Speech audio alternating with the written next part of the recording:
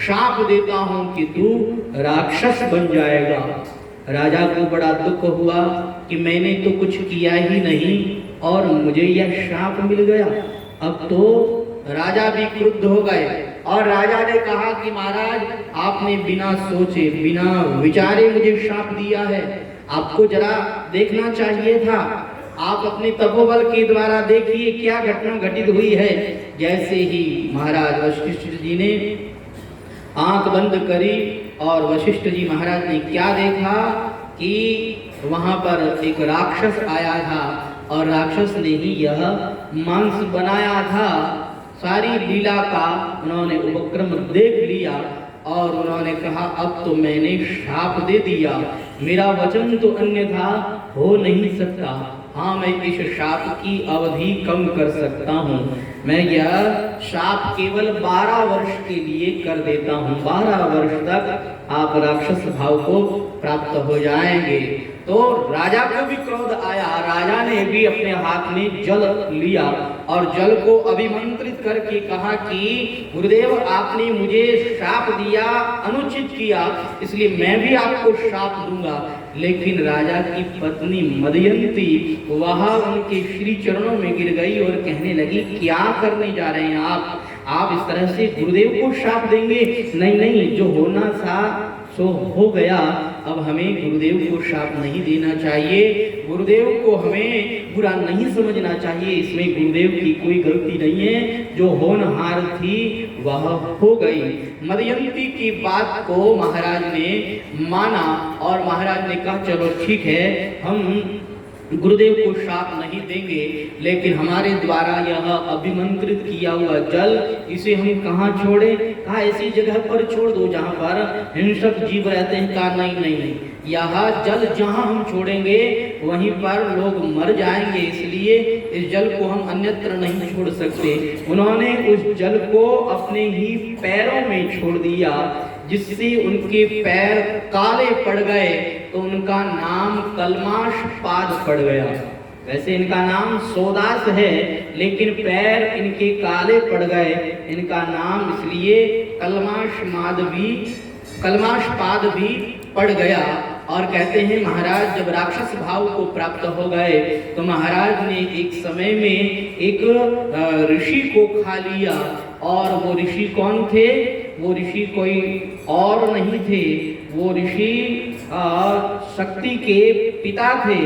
जैसे ही शक्ति के पिता को वो खा गए तो उनकी पत्नी बड़ी रोई, चिल्लाई, लेकिन उन्होंने ध्यान नहीं दिया और उनकी पत्नी ने उनको शाप दे दिया कि आपने मेरे पति को खा लिया, इसलिए मैं आपको शाप देती हूँ कि कभी भी आप संतान की इच्छा से अपनी पत्नी के पास जाओगे तो आप भी मर जाओगे। ऐसा शाप महाराज सोदास को प्राप्त हो गया। महाराज सोदास राक्षसी भाव को प्राप्त हुए हैं, लेकिन देखिए राक्षसी भाव को प्राप्त होने के बावजूद भी ये ध्यान रखते हैं, कहते हैं दिन के छठे भाग में इनके पास में जो आता था उसी को ही ये खाते थे। दिन भर किसी को नहीं खाते थे, दिन भर किसी को नहीं सताते थे, केवल दिन के छठे भाग में जो उन्हें मिलता उसी को ही वो खाते थे। लेकिन एक बार तो उन्होंने उस दिन भी एक ऋषि को वरदान दे दिया था, एक ऋषि को उन्होंने वचन दे दिया था और उन्होंने उस वचन का पालन किया।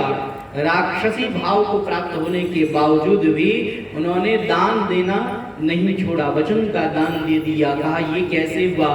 तो बताया गया कि देखो महाराज उत्तंक इन्होंने अपने गुरुदेव से शिक्षा प्राप्त करी और शिक्षा प्राप्त करके ये गौतम ऋषि से कहते हैं कि हे गुरुदेव, मैंने आपसे शिक्षा प्राप्त करी है, इसलिए मैं गुरु दक्षिणा में आपको कुछ देना चाहता हूँ। गुरुदेव ने कहा देखो तुम मेरे शिष्य बने और तुमने मेरी बात को स्वीकार किया, मेरी आज्ञा का पालन किया, इससे बढ़िया मेरे लिए और क्या गुरु दक्षिणा हो सकती है? कहा नहीं गुरुदेव, फिर भी आपको गुरु दक्षिणा तो मांगनी पड़ेगी। आपको गुरु दक्षिणा में क्या चाहिए आप मांगिए। जब बार बार कहा तो कहा तुम अपनी गुरु माता से पूछ लो।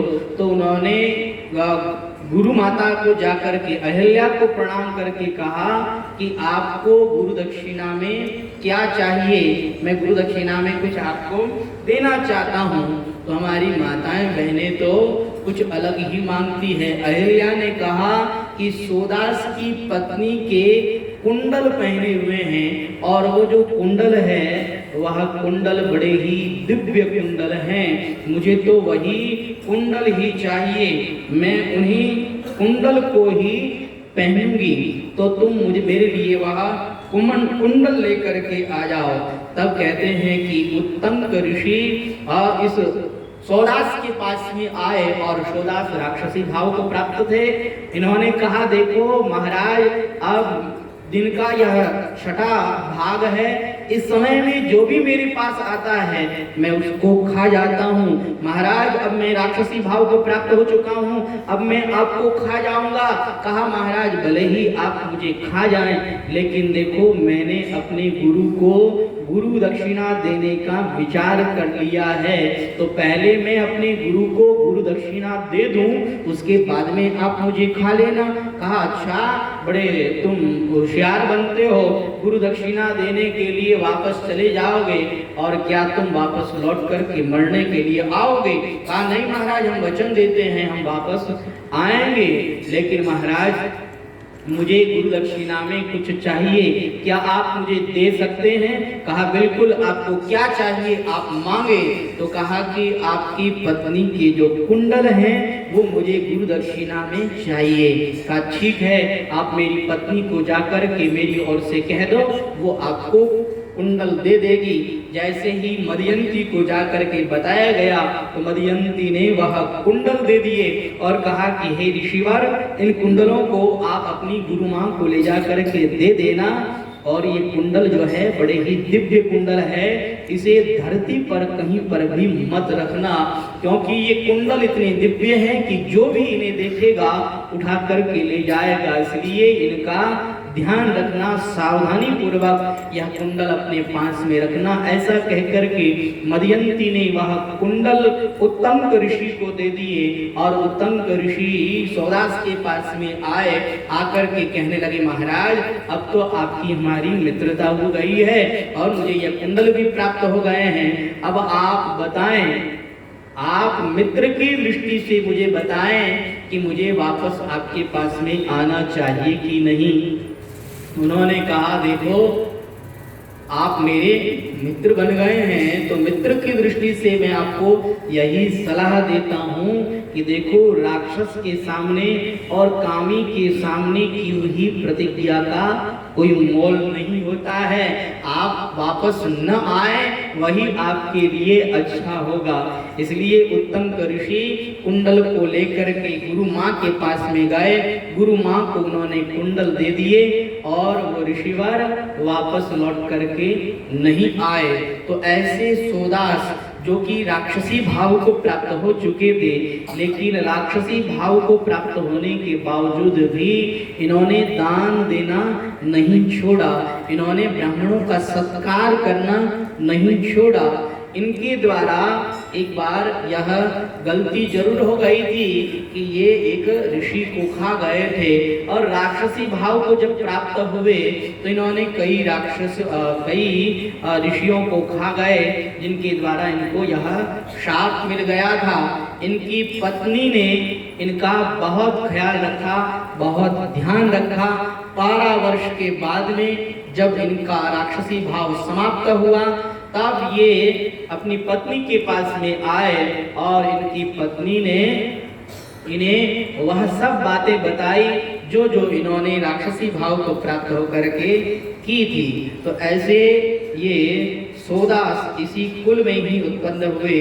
इनकी पत्नी के गर्भ में एक बालक था जो कि जन्म नहीं ले रहा था, तो महाराज वशिष्ठ जी ने पत्थर के द्वारा अभिमंत्रित करके उनके पेट पर ऐसे थोड़ी सी चोट मारी, जिससे कि उनका जन्म हुआ।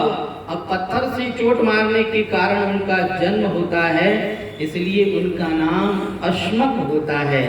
ये अश्मक भी अपने पिता के समान ही पराक्रमी होते हैं और महाराज अश्मक इस पृथ्वी का शासन करते हैं। इसी वंश में आगे चल करके महाराज दिलीप होते हैं। कहते हैं दिलीप के कोई संतान नहीं थी।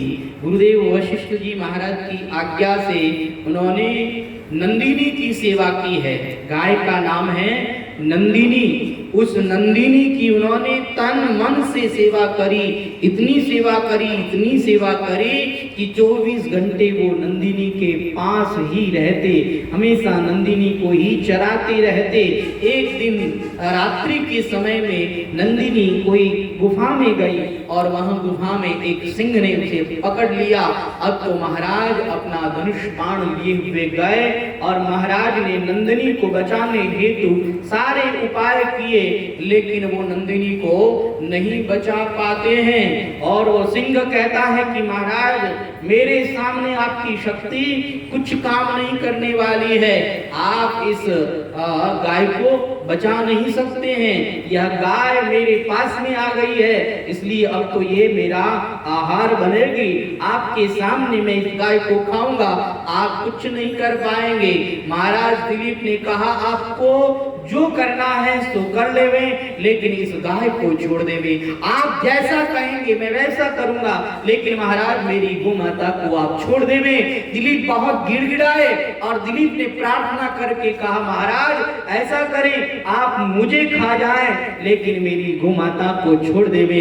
जैसे ही दिलीप ने ये वाक्य कहा तो उसी समय में वहां सिंह तो गायब हो गया और गोमाता वहां प्रकट हो गई। नंदिनी कहती है कि ये तो सब एक लीला मात्र थी, मैंने तुम्हारी परीक्षा करने के लिए ये सिंह का रूप धारण किया था, यहाँ कोई दूसरा सिंह नहीं था। वास्तव में तुम्हारी मेरे प्रति आस्था है, इसलिए आज मैं तुम्हें यह आशीर्वाद देती हूँ कि तुम्हारे एक बहुत ही सुंदर पुत्र उत्पन्न होगा, जो तुम्हारे वंश को उजागर करने वाला, जो तुम्हारी कीर्ति को बढ़ाने वाला होगा। तो इन्हीं महाराज दिलीप के नंदिनी की कृपा से एक पुत्र हुए जिनका नाम हुआ रघु। कहते हैं ये रघु इतने प्रभावशाली, इतने प्रतापी राजा हुए कि इनके कारण रघु वंश चला। पहले इक्ष्वाकु वंश चल रहा था, लेकिन इसी इक्ष्वाकु वंश में ये महाराज रघु इतने प्रतापी हुए कि इनके प्रताप के कारण इनका वंश जो है वह रघु के नाम से चला और महाराज रघु इस पृथ्वी का शासन करने लगे। जिस समय में महाराज रघु इस पृथ्वी का शासन कर रहे थे तो महाराज रघु अयोध्या के अंदर हुए और यहाँ अयोध्या में एक वरतंतु नामक ऋषि थे जिनके पास में बहुत सारे शिष्य पढ़ते थे और उनमें से एक कोत्स नामक ऋषि भी थे जिन्होंने अपने गुरुदेव से कहा कि हे गुरुदेव आपके द्वारा मैंने 14 विद्याएं सीखी है, इसलिए अब मैं गुरु दक्षिणा में आपको कुछ देना चाहता हूं, आप मुझे आज्ञा करें। तो उन्होंने कहा कि देखो सेवा से बढ़कर कोई श्रेष्ठ वस्तु नहीं होती है, तुमने मेरी सेवा की है यही मेरे लिए गुरु दक्षिणा है, मुझे कुछ नहीं चाहिए। कोत्स ने कहा नहीं नहीं महाराज आपको गुरु दक्षिणा में तो कुछ लेना ही पड़ेगा, मैंने आपसे 14 विद्याएं सीखी है। महाराज बताइए आपको मैं गुरु दक्षिणा के अंदर क्या दे सकता हूँ। जब वह बार बार कहने लगा तो महाराज को क्रोध आ गया और गुरुदेव ने कहा कि तूने 14 विद्याएं सीखी है, जा मेरे लिए 14 करोड़ मुद्राएं लेके आ जा, अगर ला सकता है तो ला करके दे दे। तुरंत गुरुदेव को प्रणाम करके कोत्स ऋषि वहां से निकल पड़े और जगह जगह पर धन इकट्ठा करने लगे। लेकिन 14 करोड़ मुद्राएं इकट्ठी करना कोई छोटी बात तो है नहीं, 14 करोड़ मुद्राएं वो इकट्ठी नहीं कर पाए। तब कहते हैं कि ये महाराज रघु के पास में पहुंचे और रघु महाराज ने भी एक विश्वजीत नाम का यज्ञ किया था। इस यज्ञ में इन्होंने सर्वस्व दान कर दिया था, इनके पास में कुछ नहीं बचा था। तब ये कौत्स ऋषि इनके पास में पहुंचे और महाराज रघु से कहा कि भगवान, हम आपके पास में कुछ लेने की इच्छा से आए हैं। महाराज आप हमें दे सकते हैं, इसलिए हम आपसे कुछ लेने के लिए आए हैं। कहा ठीक है महाराज, आप लेने आए हैं तो मैं जरूर आपको दूंगा। तो महाराज रघु ने उस समय में यह विचार किया कि हम कुबेर जी महाराज पर आक्रमण करके, कुबेर पर चढ़ाई करके कुबेर का धन लेकर के आ जाते हैं और इन ऋषि की मनोकामना हम पूर्ण कर देते हैं। जैसे ही उन्होंने केवल कुबेर पर चढ़ाई का विचार ही किया था कि कुबेर जी ने अपने सेवकों को आज्ञा दी और रातों रात इनका कोष धन से भर गया, स्वर्ण आदि से इनका कोष भर गया। सुबह आकर के लोगों ने सूचना करी कि महाराज आपका कोष तो स्वर्ण से भर चुका है। कहा यह सब तो उस ऋषि के भाग का ही आया है, सारा का सारा धन कोत्स ऋषि को दे दिया जाए। अब वह सारा धन गाड़ों में आदि में बांध करके और सारा धन कोत्स ऋषि के सामने उपस्थित कर दिया गया। कोत्स ऋषि कहने लगे महाराज मुझे तो केवल 14 करोड़ स्वर्ण मुद्राएं चाहिए थी, मुझे इतना धन थोड़ी चाहिए था, मुझे इतना धन नहीं लेना है। कहा नहीं महाराज, हमने आपके निमित्त ये धन कर दिया है, अब आप ही इस धन को ले जाएं, हमारे काम का यह धन नहीं है। तो कोत्स ऋषि उस धन को लेकर के गए और अपने गुरुदेव को उन्होंने वह धन समर्पित किया, जिससे कोत्स ऋषि की गुरुदेव प्रसन्न हो गए और कोत्स ऋषि ने भी प्रसन्न होकर के महाराज रघु को यह आशीर्वाद दिया कि आपके बहुत सुंदर एक पुत्र उत्पन्न हुआ। तो उन्हीं रघु के अज हुए और ये अज बड़े ही भगवत भक्त राजा हुए। कहते हैं महाराज अज एक बार राजा भोज की बहन इंदुमती के स्वयंवर में गए और यहाँ स्वयंवर में बड़े बड़े राजा महाराजा आए हुए थे। इंदुमती बहुत सुंदर थी और महाराज अज भी बहुत सुंदर थे। महाराज अज को देख करके इंदुमती ने वह वरमाला अज के गले में पहना दी और अपनी पत्नी को लेकर के अज आए, पिता को प्रणाम किया, पिता ने उनको आशीर्वाद दिया और समय आने पर महाराज अज के यहाँ पर श्री दशरथ जी महाराज का जन्म हुआ। बोलिए आनंद कंद भगवान की। ये दशरथ जी महाराज वही हैं जिनके यहाँ पर साक्षात हमारे भगवान ने अवतार ग्रहण किया है।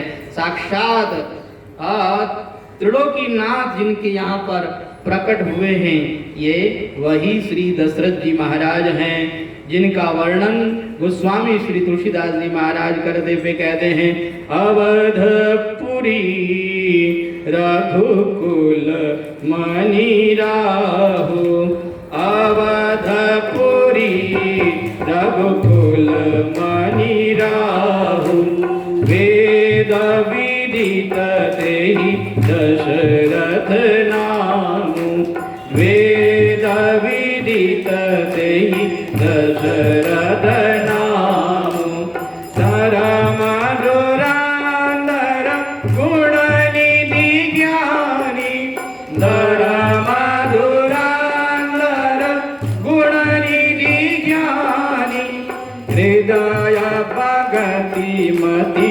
सारंग पाणी, हृदय भगति मति सारंग पाणी, अवधपुरी रघुकुल मणि राहु, अवधपुरी रघुकुल मणि राहु, वेद विदित तेहि दशरथ नामु, वेद विदित तेहि दशरथ नामु। अवधपुरी के अंदर रघुकुल मणि श्री दशरथ जी महाराज हुए और श्री दशरथ जी महाराज धर्म धुरंधर हुए, धर्म का पालन करने वालों में श्रेष्ठ हुए, गुण निधि हुए, ज्ञानी हुए, और हृदय भगति मति सारंग पाणी भगवान विष्णु के श्री चरणों में इनका अत्यंत स्नेह है, अत्यंत प्रेम है। देखिए महाराज दशरथ के पास में संपत्ति खूब है, संपत्ति की कोई कमी नहीं है।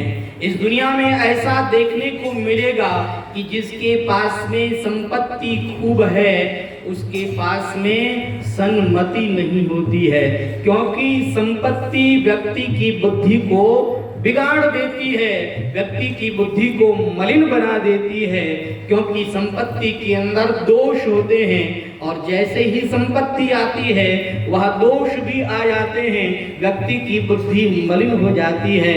परंतु श्री दशरथ जी महाराज की यह विशेषता है कि इनके पास में अपार धन संपत्ति होते हुए भी इनकी मति जो है वह सन्मति है। इनकी मति सन्मति क्यों है, उसका कारण क्या है? उसका कारण एकमात्र यही है कि इनको भगवान का आश्रय है। जिस व्यक्ति को भगवान का आश्रय रहता है उसी की मति सन्मति रहती है, उसकी बुद्धि कभी नहीं बिगड़ती है। तो अगर हम चाहते हैं कि हमारी बुद्धि न बिगड़े तो हमें भी दशरथ जी महाराज की तरह भगवान का ही सहारा रखना चाहिए। दशरथ जी महाराज के घर पर संपत्ति है, सन्मति है, लेकिन संतति नहीं है। और इनकी रानियां भी कोई एक नहीं, कई रानियां हैं और मुख्य इनकी 3 रानियां हैं। कौसल्यादि नारी प्रिया सब आचरण पुनीत, कौशल्यादि नारी प्रिया सब आचरण पुनीत, पति अनुकूल प्रेम दृढ़ करि पद कमल विनीत, पति अनुकूल प्रेम दृढ़ करि पद कमल विनीत। अवधपुरी रघुकुल मणि राहु, अवधपुरी रघुकुल मणि राहु, वेद विदित तेहि दशरथ नामु, वेद विदित तेहि दशरथ नामु। एक बार भूपति मन माई भय गलानि मोरे सुतनाई, एक बार भूपति मन माई भय गलानि मोरे सुतनाई, गुरु गृह गया तुरत महिपाला, गुरु गृह गया तुरत महिपाला, चरण लागी करी विनय विशाला, चरण लागी करी विनय विशाला। कौशल्या आदि इनकी मुख्य रानियां हैं, पटरानियां हैं और पति के अनुकूल रहने वाली परम पतिव्रता है। इनके पास में सब कुछ है, कोई कमी नहीं है, लेकिन इनके पास संतति नहीं है। एक बार गुरुदेव वशिष्ठ जी महाराज के साथ बैठे हुए थे और गुरुदेव वशिष्ठ जी महाराज का एक छोटा सा बालक रोने लगा। कहा, गुरुदेव ये मेरा गुरु भाई रोता क्यों है?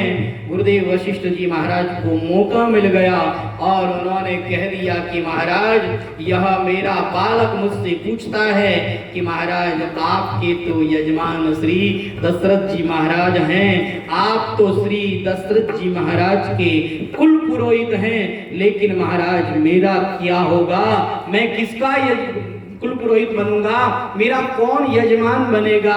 क्योंकि महाराज दशरथ को तो कोई संतान ही नहीं है। यह बात दशरथ जी महाराज के हृदय में बाण की तरह लग गई और उन्हें दुख होने लगा, उन्हें वेदना होने लगी और एक बार उन्हें बड़ा दुख हुआ और उन्होंने कहा कि मेरे कोई संतान नहीं है। तुरंत गुरु गृह आए, गुरुदेव के श्री चरणों में नमन किया, प्रणाम किया और अपने सब सुख दुख गुरुदेव के श्री चरणों में रख दिए। निज सुख दुख सब सुरहि सुनायम, निज सुख दुख सब पुरहि सुनायम। कही वशिष्ठ बहु विधि समुझायम। कही वशिष्ठ बहु विधि समझायम। दरहु धीर कोई है सुतचारी। दरहु धीर कोई है सुतचारी। त्रिभुवन विदित भगत बयारी। त्रिभुवन विदित भगत बयारी। गुरुगृह गया तुरत महिपाला। गुरुगृह गया तुरत महिपाला। चरण लागी करी विनय विशाला। चरण लागी करी विनय विशाला। गुरुदेव के श्री चरणों में प्रणाम करके कहा, हे गुरुदेव, आप जैसे गुरु के रहते हुए मेरी कोई संतान नहीं है। महाराज कृपा करें और कृपा करके मुझे संतान की प्राप्ति कराएं। गुरुदेव ने कहा, अरे दशरथ, मैं तो यही सोच रहा था कि इस दशरथ को पुत्र की लालसा क्यों नहीं है। लाला की लालसा भी तो होना चाहिए। तुम्हारे घर पर पुत्र नहीं है, मुझे भी दुख है। मेरे जैसे गुरु के रहते हुए तुम्हारे घर पर कोई संतान नहीं है तो अच्छी बात नहीं, लेकिन क्या बताएं तुमको, पुत्र की लालसा भी तो होनी चाहिए। देखो, आज तुमने पुत्र की लालसा मेरे सामने व्यक्त कर दी है। अब तुम्हें कुछ करने की जरूरत नहीं है। अब तो जो भी करेंगे हम ही करेंगे। दैर्य धारण करो, क्योंकि राजन, अब तुम्हारे घर पर एक पुत्र नहीं, अब तो तुम्हारे घर पर 4 पुत्र एक साथ उत्पन्न होंगे। भक्तों की भय को हरने वाले होंगे। तुरंत गुरुदेव ने श्री श्रृंगी ऋषि को बुलाया, पुत्र कामेष्टि यज्ञ की तैयारी करवाई। श्रृंगी ऋषि वशिष्ठ बोलावा। श्रृंगी ऋषि वशिष्ठ बोलावा। गोत्र काम शुभ यज्ञ करावा। गोत्र काम शुभ यज्ञ करावा। भक्ति सहित मुनि आहुति दीने। भक्ति सहित मुनि आहुति दीने। प्रगटे अग्नि चरु कर दीने। प्रगटे अग्नि चरु कर दीने। भक्ति सहित मुनि आहुति दीने। भक्ति सहित मुनि आहुति दीने। प्रगटे अग्नि चरु कर लीने। प्रगटे अग्नि चरु कर लीने। गुरुदेव वशिष्ठ जी महाराज ने स्वयं ने अपने हाथों से आहुति दी, और जैसे ही आहुति दी है, खीर का चरु लिए हुए साक्षात अग्निदेव प्रकट हुए। अग्निदेव ने वह खीर श्री वशिष्ठ जी महाराज को दी। वशिष्ठ जी महाराज ने राजा दशरथ को दी, और राजा दशरथ ने उस खीर को रानियों में बांट दिया। जैसे ही रानियों में उस खीर को बांटा गया, कहते हैं एक चील आती है और आकर के सुमित्रा के खीर के भाग को लेकर के उड़ जाती है, और वहां उस खीर को कहां रख देती है, जहां पर अंजनी मैया विराजमान है। जो अंजनी पर्वत है, उस अंजनी पर्वत पर अंजनी मैया के पास वह खीर को रख देती है। उस खीर को अंजनी मैया भी पीती है, और उस खीर के बहाने से अंजनी मैया के उदर में श्री हनुमत लाल जी महाराज का प्रादुर्भाव होता है। इधर सुमित्रा बड़ी दुखी हो गई, मेरा खीर का भाग चील लेकर के उड़ गई, अब मेरा क्या होगा। लेकिन रानियों ने कहा, चिंता न करो, देखो अभी हमने अपनी खीर पी नहीं है। उन्होंने अपनी अपनी खीर में से आधा आधा भाग सुमित्रा को दिया, और सुमित्रा ने भी खीर पी, और अन्य रानियों ने भी खीर पी ली है।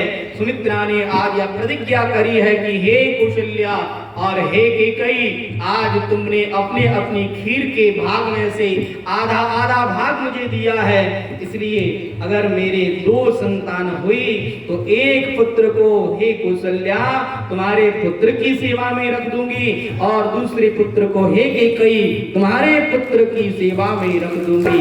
ऐसा कहकर के उन्होंने खीर का पान कर लिया है। जैसे ही रानियों ने खीर का पान किया है, आहा, खीर के बहाने से भगवान उनके हृदय में आ गए हैं, उदर में आ गए हैं और भगवान उनके उदर में आए हैं, इसलिए चारों ओर आनंद ही आनंद हो रहा है, चारों ओर समय अनुकूल हो गया है। योग लगन ग्रह वार तिथि सकल भय अनुकूल, योग लगन ग्रह वार तिथि सकल भय अनुकूल, चर अरु अचर हर्ष जुत राम जन्म सुख मूल, चर अरु अचर हर्ष जुत राम जन्म सुख मूल।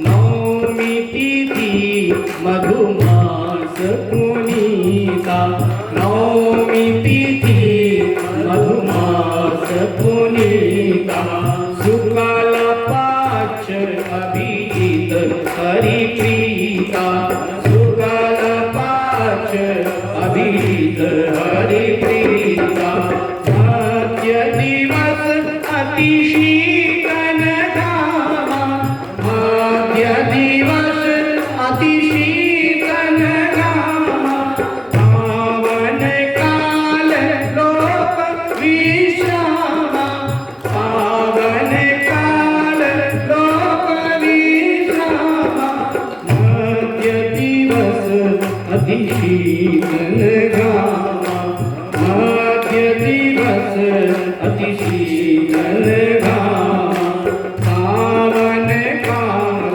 लोक विश्रामा, पावन काल लोक विश्रामा। योग लगन ग्रह वार तिथि सब अनुकूल हो रहे हैं, चर अचर समस्त प्राणियों के हृदय में आनंद हो रहा है, उत्साह हो रहा है, भगवान का जन्म होने वाला है, इसलिए सारी तिथियां हाथ जोड़ करके भगवान के सामने आ गई है। गोस्वामी श्री तुलसीदास जी महाराज कहते हैं, नवमी तिथि उस तिथि को मैं प्रणाम करता हूँ जिस तिथि के अंदर भगवान ने जन्म लिया, भगवान ने अवतार ग्रहण किया, उस तिथि को मैं प्रणाम करता हूँ। किसी ने कहा कि भगवान ने नवमी तिथि को ही क्यों अपनाया, तो कहा सारी तिथियां भगवान के सामने उपस्थित हो गई थी और सारी तिथियों ने भगवान से आकर के प्रार्थना करी, हे भगवान आप मुझे धन्य करें, आप मेरे अंदर जन्म लेवे, आप मेरे अंदर अवतार लेवे। लेकिन हमारे भगवान ने कहा तुम सब अपना अपना परिचय दो, सब तिथियां अपना अपना परिचय देती है। प्रतिपदा कहती है कि मैं 9 वर्ष की प्रतिपदा हूँ, द्वितीया कहती है मैं यम द्वितीया हूँ, तृतीया कहती है मैं अक्षय तृतीया हूँ, चतुर्थी कहती है मैं गणेश चतुर्थी हूँ, पंचमी कहती है मैं नाग पंचमी हूँ, षष्ठी कहती है कि मैं तो ऊब छठ हूँ, सप्तमी कहती है मैं शीतला सप्तमी हूँ, अष्टमी कहती है मैं हवनाष्टमी हूँ, दशमी कहती है कि मैं विजयादशमी हूँ, एकादशी कहती है मैं निर्जला एकादशी हूँ और द्वादशी कहती है कि मैं वामन द्वादशी हूँ। इस तरह से सारी तिथियां अपना अपना परिचय देती जाती है, लेकिन नवमी तिथि तो चुपचाप बैठी है, कुछ बोल नहीं पा रही है। भगवान ने कहा नवमी तुम क्यों नहीं बोल रही हो, तो कहा देखो सारी तिथियों में नए नए काम हुए हैं, सारी तिथियों की अलग अलग पहचान है, लेकिन महाराज मेरे अंदर तो कोई काम नहीं हुआ है, मैं तो अपना क्या परिचय दूं, मेरा कोई परिचय नहीं है। भगवान ने कहा उदास न हो, हम तुम्हें ही अपनाएंगे। भगवान ने नवमी तिथि को ही अपनाया। नवमी तिथि और मधुमास चैत्र मास शुक्ल पक्ष अभिजीत मुहूर्त न अति शीत है न अति घाम है और मध्य दिवस है। उस समय में शीतल मंद सुगंधित वायु बह रही है, सबका स्पर्श कर रही है और सबको आनंद ही आनंद हो रहा है। देवता लोग समय में भगवान की स्तुति गाने के लिए आते हैं, सब देव चले महादेव चले, ले ले फूलन के हार रे, आओ रामा नागरिया। सब देव चले महादेव चले, ले ले फूलन के हार रे, आओ रामा नागरिया। शिव शंकर ने आगे बढ़कर अपना कमर बजाया, गंधर्वों ने ताल मिलाकर प्रभु की स्तुति गाया।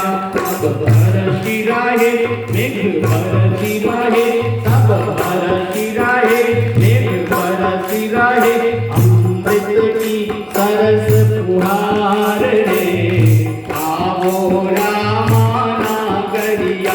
सब देव चले महादेव चले, ले ले फूलन के हार रे, आओ रामा नागरिया।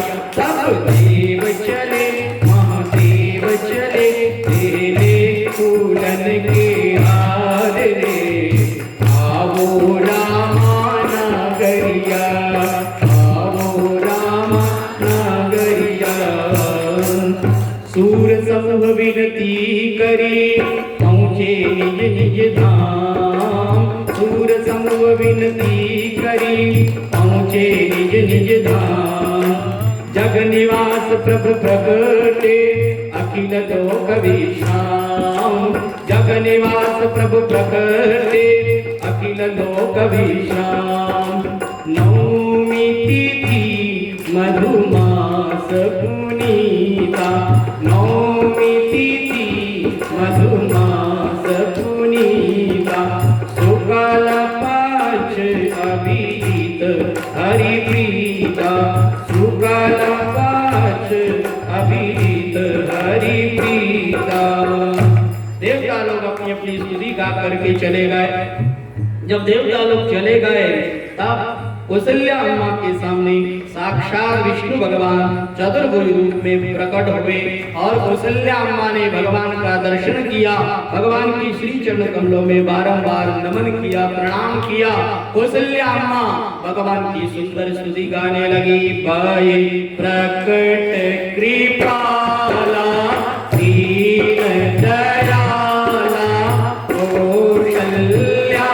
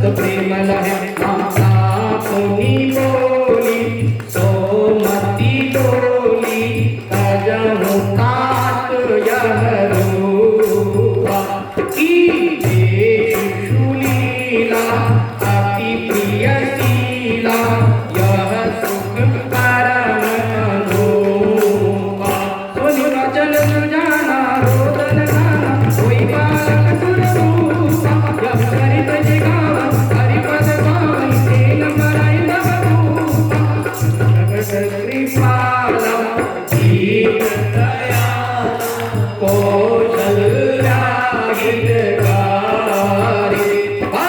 जगत कृपाला दीन दयाला कौशल्या हितकारी हरे विघ्न महतारी मुनि मनहारी अद्भुत रूप निहारी राजा राम राम राम सीता राम राम राम राजा राम राम राम सीता राम राम राम राजा राम राम राम सीता राम राम राम राजा राम राम राम सीता राम राम राम राजा राम राम राम सीता राम राम राम राजा राम राम राम सीता राम राम राम राजा राम राम राम सीता राम राम राम राजा राम राम राम सीता राम राम राम राजा राम राम राम सीता राम राम राम राजा राम राम राम सीता राम राम राम राजा राम राम राम सीता राम राम राम राजा राम राम राम सीता राम राम राम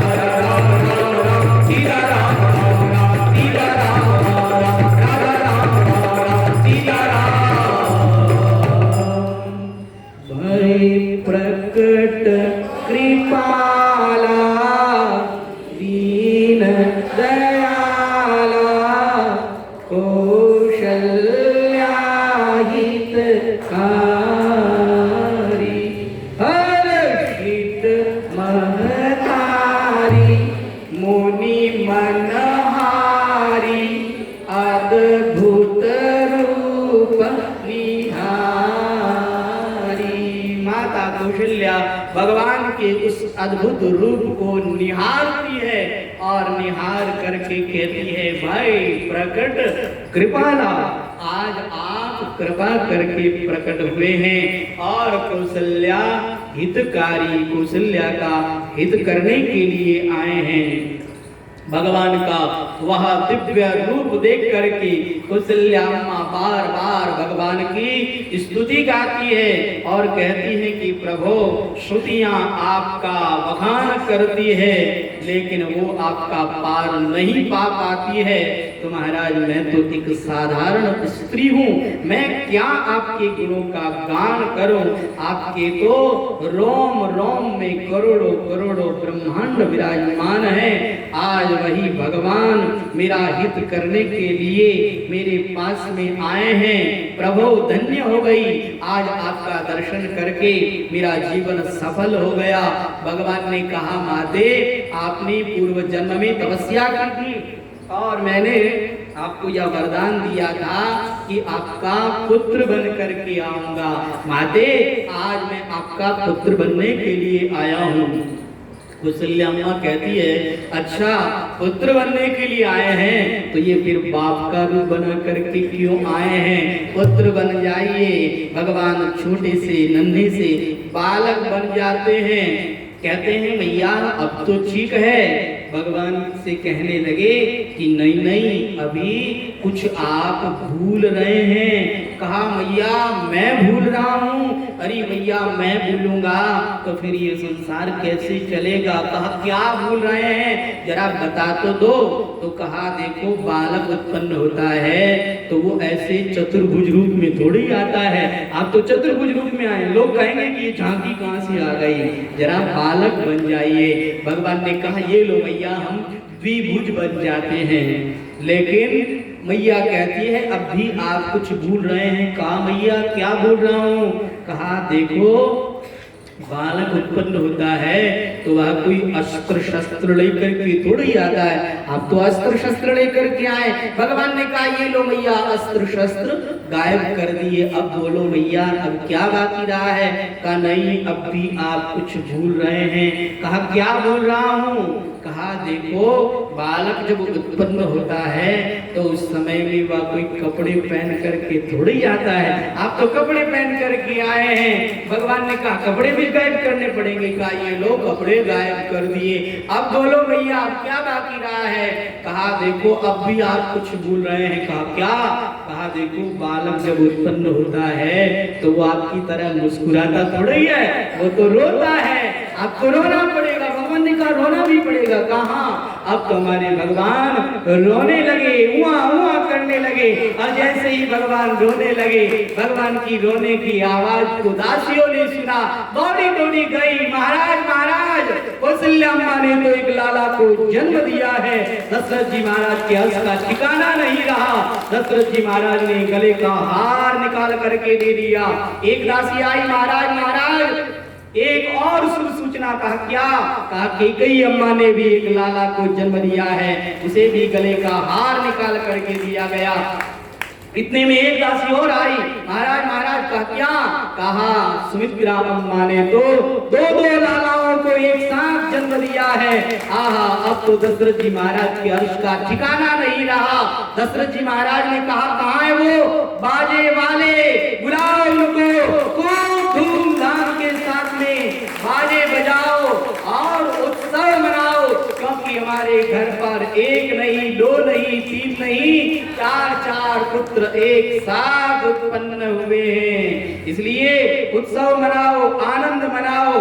सारी अयोध्या के अंदर आनंद ही आनंद छाया हुआ है और सारे अयोध्या के लोग झूम रहे हैं, नाच रहे हैं, गा रहे हैं। प्रकटे हैं चारों भैया अवध में बाजे बधैया। प्रकटे हैं चारों भैया अवध में बाजे बधैया।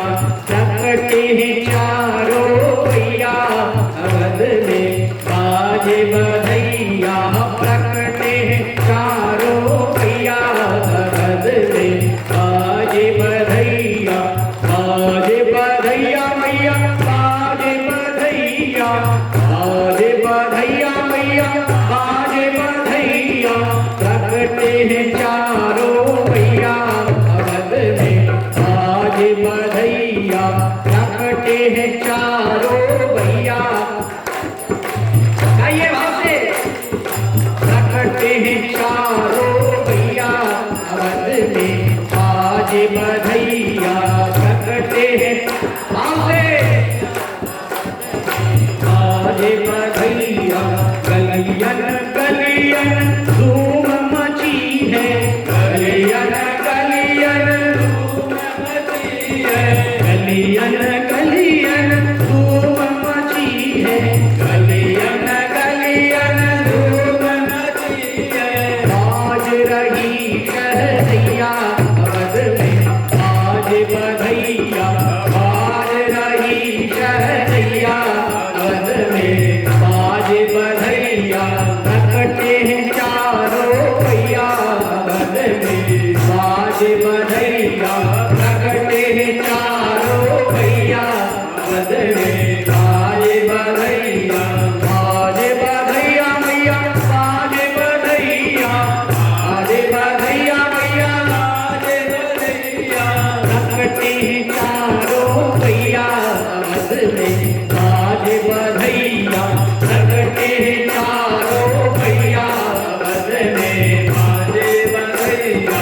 झगमग झगमग दियला जलत है। झगमग झगमग दियला जलत है। अच्छा बेटा। जगमग जगमग दियला जलत है। जगमग जगमग दियला जलत है। मिल मिल बोते अटरिया अवध में बाजे बधैया। मिल मिल बोते अटरिया अवध में बाजे बधैया। प्रकटे हैं चारों भैया अवध में बाजे बधैया। प्रकटे हैं चारों भैया। ताली का सहयोग तुम लोग से। प्रकटे हैं चारों भैया अवध में बाजे बधैया। प्रकटे हैं चारों भैया अवध में बाजे बधैया। कोई उठावे हीरा मोती कोई लुटावे, हीरा मोती कोई लुटावे, हीरा मोती कोई लुटावे, हीरा मोती कोई लुटावे रुपया अवध में आज बधैया, कोई लुटावे रुपया अवध में आज बधैया, प्रकटे चारों भैया अवध में आज बधैया, प्रकटे चारों भैया अवध में आज बधैया, आज बधैया मैया आज बधैया, आज बधैया मैया आज बधैया, आज बधैया मैया आज बधैया, आज बधैया मैया आज बधैया, प्रकटे चारों भैया अवध में आज बधैया, प्रकटे चारों भैया अवध में आज बधैया। झांझ मृदंग ताल ढप बाजे, झांझ मृदंग ताल ढप बाजे, झांझ मृदंग ताल ढप बाजे, झांझ मृदंग ताल ढप बाजे, नाचत ताता भैया अवध में आज बधैया, नाचत ताता भैया अवध में आज बधैया, प्रकटे चारों भैया आज बधैया, प्रकटे चारों भैया अवध में आज बधैया, प्रकटे चारों भैया अवध में आज बधैया, प्रकटे चारों भैया अवध में आज बधैया, आज बधैया मैया आज बधैया, आज बधैया मैया आज बधैया, प्रकटे